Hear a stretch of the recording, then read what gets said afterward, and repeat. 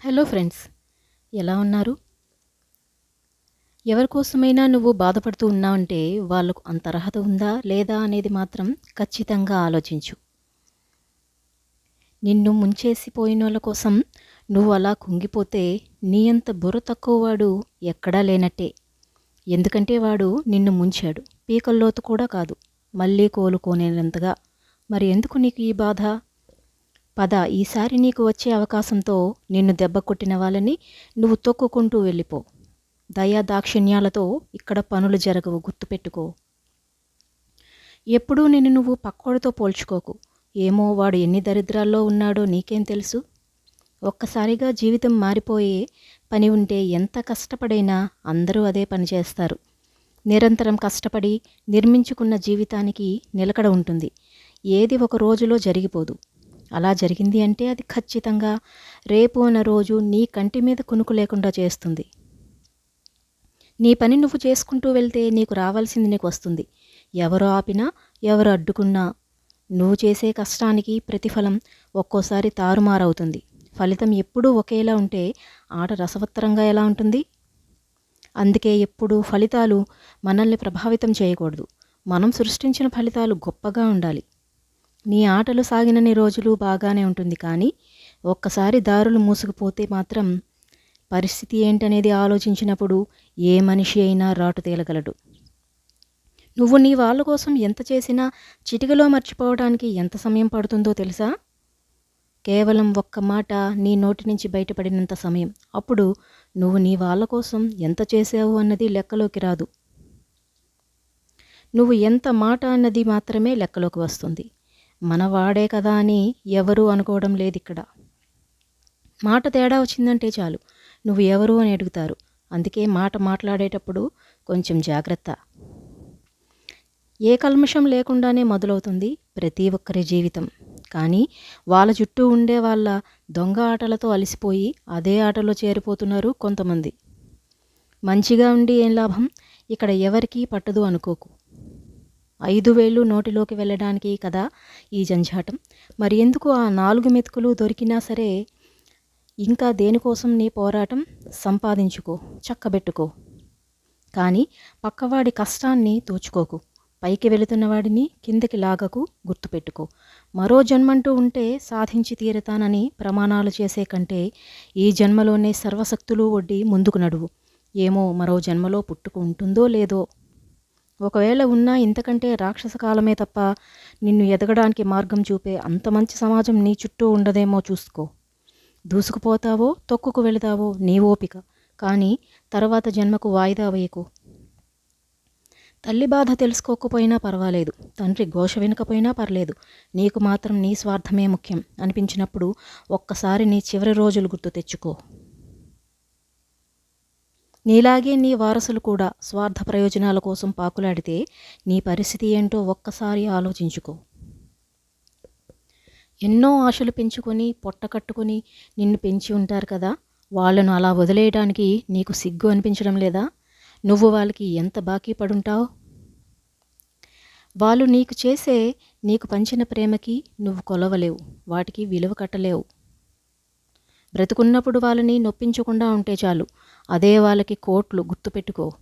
నువ్వు ఎంత చదివినా, ఎన్ని డిగ్రీలు చేసి గొప్ప జ్ఞానాన్ని సంపాదించినా నువ్వు చెప్పింది ఎవ్వడూ వినడు.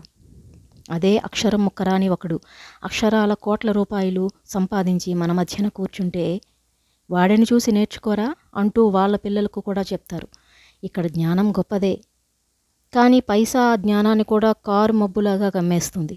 డబ్బుంటే లేని మబ్బులు, రాని వర్షం, వెళ్ళలేని చోటు ఉండవు. కానీ డబ్బుతో పొందలేనివి మాత్రం ఉంటాయి. అవి మనశ్శాంతి, తృప్తి. నువ్వు గొప్పగా బ్రతకాలా లేక గొప్ప కోసం బ్రతకాలా అనేది నిర్ణయించుకుంటే చాలు. మనం ఎటు వెళ్ళాలి అనేది అర్థమైపోతుంది. గొప్పగా బ్రతకాలి అనుకున్నవాడు కష్టాన్ని నమ్ముకుంటాడు. గొప్ప కోసం బ్రతకాలి అనుకున్నవాడు తన గురించి డప్పు కొట్టుకుంటూ తిరుగుతాడు. నెమ్మదిగా సాగే ఈ ప్రయాణంలో ఎదుగుదల అంచెలంచెలుగా ఉంటుంది. చంకలు గుద్దుకొని డప్పుకుండే వాడికి బతుకు ఎప్పుడూ వీధి అరుగులకే పరిమితం అవుతుంది. అలాంటి వాడితో పోటీపడి నీ గొప్ప ప్రయాణాన్ని నువ్వే తక్కువ చేసుకోకు. నీ పని నువ్వు చేసుకుంటూ నెమ్మదిగా సాగిపో. నువ్వెన్ని ఆలోచించినా దానికి తగ్గ ఆచరణ లేనప్పుడు ఒక్క అడుగు కూడా ముందుకు పడదు. అదృష్టవశాత్తు జరిగే గొప్ప గొప్ప విషయాలు కూడా ఎంతో కొంత శ్రమ ఉంటే తప్ప అద్భుతం జరగదు. మనం ఎంత బలంగా నమ్ముతామో, ఎంత బలంగా ప్రయత్నిస్తామో అనే దానిపైనే మన కళ నిజమవ్వడం ఆధారపడి ఉంటుంది. నీ గొప్ప కళలకు రూపం ఇవ్వాలనుకుంటున్నావా? అయితే ఈ క్షణం నుంచి ఆ కళ కోసం కొంతైనా శ్రమించు. నీ కళ ఎందుకు నెరవేరదో చూద్దాం. నీ పని నువ్వు చేసుకుంటూ వెళ్ళినా, లేదా ఎవరి మీద ఆధారపడకుండా ఎదుగుతున్నా, నీ గురించి రకరకాలుగా గుసగుసలు వినిపిస్తూనే ఉంటాయి. ఏడుస్తూ ఉంటే చుట్టూ ఉన్న జనాలు వాణ్ణి ఓదార్చకుండా నవ్వుతూ ఉండే సమాజంలో బ్రతుకుతున్నాం మనం. అలాంటి తప్పుడు మనుషుల కోసం నీ విలువైన సమయాన్ని ఎందుకు ఖర్చు పెడుతున్నావు? మొరిగే వాళ్ళని మొరగనివ్వు. మొరిగి అలసిపోయి వాళ్ళు అక్కడే ఆగిపోతారు. నువ్వు ఏ పరిస్థితుల్లో ఉన్నా ఎవరి దగ్గర చేయి చాపకు. ఎందుకంటే రేపు అదే నీకు మచ్చగా మారవచ్చు. ఎట్టి పరిస్థితుల్లో ఎవరి మీద ఆధారపడకు. ఎందుకంటే అది నీలో బలాన్ని క్షీణింపజేస్తుంది. ఎవడో వస్తాడని, ఏదో చేస్తాడని ఎదురు చూడకు. అలా చేస్తే నీకు వచ్చే అవకాశాలు అవి నీకు కనిపించవు.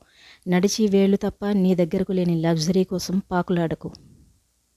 అలా చేస్తే నువ్వు వెళ్ళే గమ్యానికి చేరుకునే సమయం తగ్గిపోతుంది.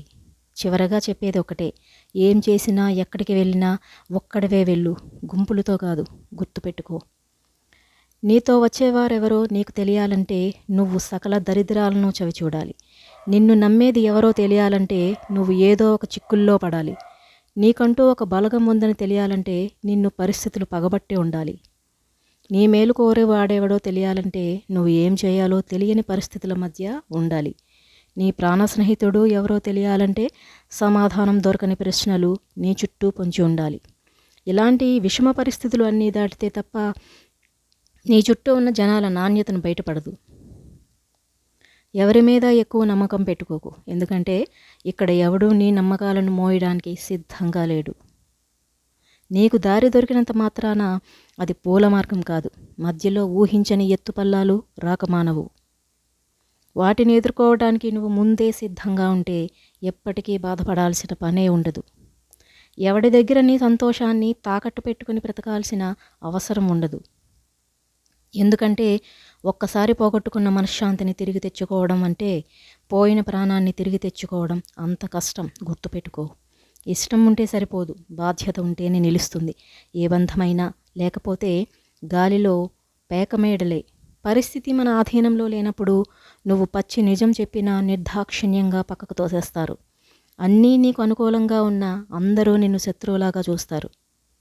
ఎందుకంటే నీకంటూ ఒక టైం రావాలి. అప్పటి వరకు నీ మాట నీ చెవులు కూడా విని వదిలేస్తాయి అంతే. నువ్వు శబ్దం చేయడం కాదు, నువ్వు చేసే అడుగుల శబ్దం విని వేరొకడు నిశ్శబ్దంగా చేతులు కట్టుకొని నీ ముందు నిలబడే రోజు ఖచ్చితంగా వస్తుంది. అది ఎలా తెలుసుకోవాలో ముందు దాని గురించి ఆలోచించు. నువ్వు ఎవరి కోసం ఎదురు చూడకు. ఎవరిని బ్రతిమాలి నీ జీవితంలోకి ఆహ్వానించుకు. నిన్ను నువ్వు ఎన్నాళ్ళు నిరూపించుకుంటూ ఉంటావు. అయినా ఎవరి కోసం నిరూపించుకోవాలి నువ్వు? ఉండేవాడు ఉంటాడు, పోయేవాడు పోతాడు. ప్రతిసారి వెళ్ళేవాడిని బతిమాలుతున్నావు అంటే నువ్వు దిగజారిపోతున్నావు అని అర్థం. నీతో ఉండే అర్హత లేని వాళ్ళ కోసం నీ స్థాయిని మించి ముందుకెళ్ళి బ్రతిమిలాడినా వినిపించుకోకపోతే వీళ్ళని అవును వదిలేయండి. గొప్పవాడిని పట్టుకోవాలి, గొప్పల కోసం పాకులాడేవాడిని వదిలేయాలి. కాబట్టి వదిలేయి. ఇప్పటి వరకు గడిచిపోయిన జీవితం ఖచ్చితంగా వాళ్ళు ఏదో అనుకుంటారని, వీళ్ళు చూస్తే బాగోదని గడిపేస్తుంటారు. ఇక నుంచి అయినా నీ జీవితాన్ని నువ్వు అనుకున్నట్లు నడిపించు. నువ్వు ఆకలితో ఉన్నప్పుడు ఎవడో వస్తాడో రాడో తెలియదు, కానీ నువ్వు అష్టైశ్వర్యాలతో తొలతూగుతూ ఉన్నప్పుడు మాత్రం నువ్వు గుర్తుపట్టలేనన్ని చుట్టరికాలు వచ్చి చేరుతాయి. అందుకే ఐశ్వర్యవంతుడిగా మారటానికి కావలసిన దారులు వెతుక్కో. ఎవరో ఏదో అనుకుంటారని, ఫలానా పని చేస్తే చిన్నచూపు చూస్తారని వెనకడుగు వెయ్యకు. నచ్చిన పని, కడుపు నింపే పని, ఉండటానికి గూడు, వీటికి మించి ఏదైనా వస్తే దైవానుగ్రహం అనుకో. అప్పుడే ఈ లోకంలో హాయిగా జీవించగలవు. గుర్తుపెట్టుకో. ఒక ఆడది తన జీవితంలో జరిగే అన్ని విషయాలను, అంటే సంతోషం కావచ్చు, బాధ కావచ్చు, అన్ని విషయాలను పంచుకునేది కేవలం ఇద్దరితో మాత్రమే. అది ఒక కన్న తల్లి, రెండు కట్టుకున్న భర్త. ఈ ఇద్దరితో కాకుండా ఒక ఆడది తన బాధలు నీతో చెప్పింది అంటే తాను నిన్ను పూర్తిగా నమ్మింది అని అర్థం. ప్రతి ప్రయత్నంలో నిజాయితీ అవసరం లేదు, కానీ ప్రతిసారి ప్రయత్నించడం మాత్రం అవసరం. ఎందుకంటే నువ్వు సరదాగా ప్రయత్నించిన రోజే నీకు కావలసింది దక్కి తీరుతుంది. రోజూ ఒకే దారిలో వెళ్తే ఏం దొరుకుతుంది అనుకుని పక్కదారి పట్టినవాడు ఆ రోజు వజ్రాన్ని కోల్పోవచ్చు. ఈ దారి తప్ప మరే దారి నాకొద్దంటూ నడిచేవాడికి నిధులు ఎన్నో కంటపడవచ్చు. ఇదంతా జగన్నాటకం. మనం కేవలం పాత్రధారులం. మన పాత్రకి మనం న్యాయం చేస్తూ వెళితే నీకు దక్కాల్సినవన్నీ వద్దన్నా వస్తూనే ఉంటాయి. ప్రతి మౌనం వెనుక ఒక బాధ ఉంటుంది. అది అనుభవించిన వారికే తెలుస్తుంది. ఇక్కడ మనోగతంతో పని ఉండదు, కేవలం అవసరాల కోసం ఆడే ఆటలు తప్ప. నీ బాధను నువ్వే భరించాలి, లేకపోతే నలుగురు నిన్ను చులకన చేస్తారు. ఏం అవసరం ఉంది నీ కష్టాలతో పక్కోడికి? ఇక్కడ పనికి వస్తే వాడుకుంటాడు తప్ప. పరాయివాడి కష్టానికి కనీసం అయ్యో అని నిట్టూర్చేవారు కరువయ్యారు. ఇలాంటి సమాజంలో నీ బాధ నీ మౌనంతో నెట్టుకు రావాలి తప్ప పొరపాటును కూడా ఇతరులకు చెప్పకు. గుర్తుపెట్టుకో, ప్రతి ప్రయాణం మనకి నచ్చినట్లు ఉండదు. మనకి నచ్చిన ప్రయాణం చేయటానికి మన పరిస్థితులు అనుకూలించవు. అందుకే నువ్వు వెళ్ళే దారిలోనే ఆనందం వెతుక్కోవాలి. ఆ దారినే మన గమ్యానికి తగినట్లు మలుచుకోవాలి. ప్రత్యేకంగా మనకంటూ లక్ష్యం ఉన్నప్పుడు దానికోసం కలగనడం తప్పు కాదు, కానీ ఆ కలలోనే కాలం వెళ్ళదీస్తే మరి నీ అడుగు ముందుకు పడేది ఎప్పుడు? ఒకసారి ఆలోచించు. కాలం మహా చెడ్డది. గడిచిపోయాక బాధపడుతుంది, గడవక ముందు చాలా తేలిగ్గా అనిపిస్తుంది. కొత్త పరిచయాల మోజులో నిన్ను విడిచిపోతున్న పాత నేస్తాల కోసం బాధపడకు. కొన్నాళ్ళ ముచ్చటే వాళ్ళకు. ఆ కొత్తదనం మంచి ఎప్పుడూ చేదుగా ఉంటుంది. చెడు చాలా ఆకర్షణీయంగా తన వైపుకు అయస్కాంతంలాగా లాగుతుంది. వెళ్ళిన వాళ్ళతో చెలిమి బంగారం కాదు, పోతపోసిన ఇనుప ముక్క అని తెలిసిన రోజు నీ విలువ తెలుసుకుని తిరిగి రాకమానరు. ఎవరికి వారు తెలుసుకోవాలి తప్ప. మనం ఎంత చెప్పినా అది దురుద్దేశంలాగా కనిపిస్తుంది తప్ప అర్థమవదు. గుర్తుపెట్టుకో. ఎటు వెళ్ళాలో తెలియనప్పుడు ఆదరాబాదరగా అటు ఇటు పరుగులు తీయకు. కొంతకాలం నిలకడగా నిలబడి నీ దగ్గరకు వచ్చిన నీకు ఇష్టం లేని అవకాశాలను కూడా నవ్వుతూ తీసుకో.